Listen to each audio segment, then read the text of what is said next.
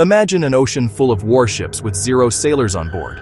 No bunks, no mess hall, just sensors, fuel, and software making decisions at sea for months at a time. Sounds sci-fi, but it's already happening, and it could reshape any future showdown between the US and China across the Pacific. So what are drone warships? Think full-size ocean-going vessels, surface or undersea, that don't need a crew. They patrol thousands of miles, hoover up data, and, if needed, launch missiles. Engineers are pushing these ships past 6,000 nautical miles per deployment. The goal isn't to replace the fleet, it's to multiply it. More presence, more firepower, less risk to people. Here's why that matters in the Pacific. Number 1, reach without risk. Unmanned ships can push into hot zones like the South China Sea and act as scouts or launch platforms. Losing one is a setback, not a tragedy. Number 2, mass and momentum. China leans on quantity, missiles, fast boats, saturation tactics.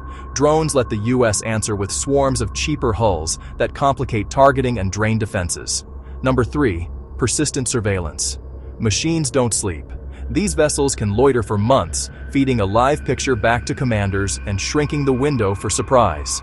Number 4, new missions.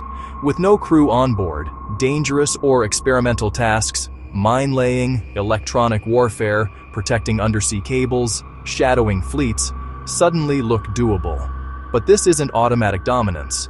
There are real hurdles. Reliability at sea is brutal. Storms, collisions, complex navigation with nobody at the helm. Cybersecurity and comms are everything.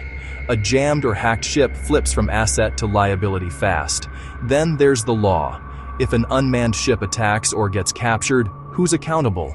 And don't assume a tech monopoly. China is building its own autonomous fleets. This is an AI maritime arms race. Why should you care if you're not in the Navy? Because it changes deterrence. A force that can patrol endlessly without risking crews can project power farther and faster, which might prevent a conflict or tempt smaller clashes because the human cost feels lower. It also moves money and jobs. Shipyards, autonomy software, cyber teams, AI research, and it might keep fights at sea, away from cities and shipping lanes. Picture this: a gray, silent vessel, call it Echo Ship, glides through the South China Sea. No crew, just sensors and code. Hundreds of miles away, operators watch as Echo Ship flags faint radar signatures, early hints of a Chinese formation. Within minutes, smaller drones surge forward, satellites sync, submarines listen.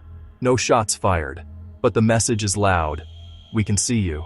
That's the new kind of power. Quiet, networked, relentless. Drone warships won't replace carriers or destroyers soon, but they'll change how those ships fight, shifting the race from size and speed to autonomy, data, and endurance.